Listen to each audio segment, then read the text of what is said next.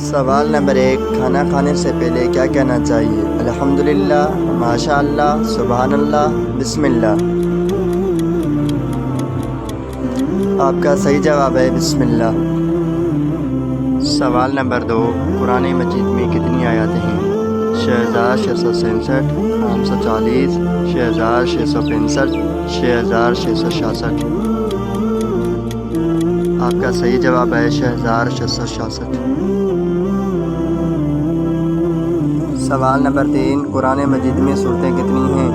114، 140، 110، 150۔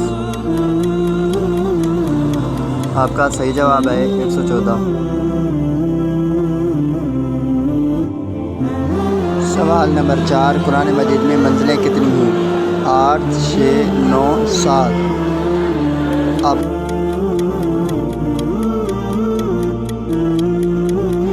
آپ کا صحیح جواب ہے 7۔